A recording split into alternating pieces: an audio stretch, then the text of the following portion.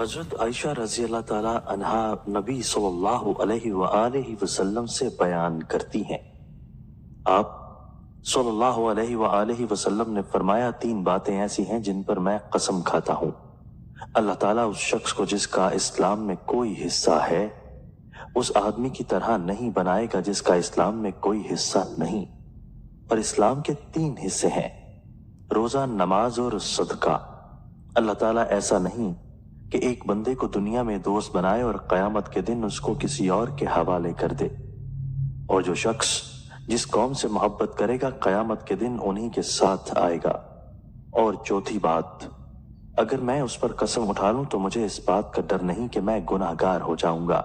वो ये है कि अल्लाह ताला जिस बंदे पर दुनिया में पर्दा डाले रखता है तो कयामत के दिन भी उस पर पर्दा डालेगा। हजरत आयशा रज़ी अल्लाह अन्हा से मरफूआ मरवी है कि ए आयशा, तुम्हारी कौम मुझे सबसे जल्द मिलेगी। जब आप बैठ गए तो मैंने कहा, ए अल्लाह के रसूल, अल्लाह ताला मुझे आप पर कुर्बान करे। आप ऐसी बात कहते हुए घर में दाखिल हुए जिसने मुझे घबराहट में डाल दिया। आपने फरमाया, वो क्या बात है? आयशा रज़ी अल्लाह अन्हा ने कहा, आपका ख्याल है कि मेरी कौम आपकी उम्मत में सबसे पहले आपसे मिलेगी? आपने फरमाया, हाँ। आयशा रज़ी अल्लाह अन्हा ने कहा, ये किस वजह से? आप सल्लल्लाहु अलैहि वसल्लम ने फरमाया, ख्वाहिशात उन्हें शीरी महसूस होंगी और उनकी उम्मत के लोग उन पर हसद करेंगे। मैंने कहा, उसके बाद कैसे लोग होंगे या उनसे मुत्सिल?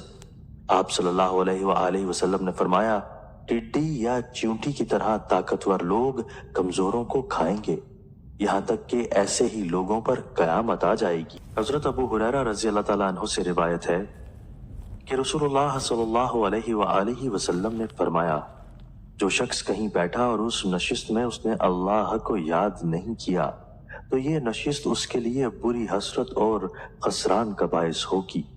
और इसी तरह जो शख्स कहीं लेटा और उसमें उसने अल्लाह को याद नहीं किया तो ये लेटना उसके लिए बड़ी हसरत और खसरान का बायस होगा।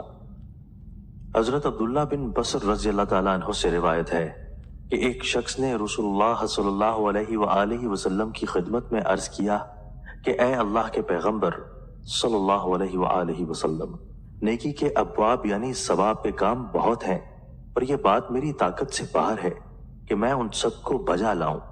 लिहाजा आप मुझे कोई ऐसी बात बता दीजिए जिसको मैं मजबूती से थाम लूं और उस पर कारबंद हो जाऊं, और बस वही मेरे लिए काफी हो जाए।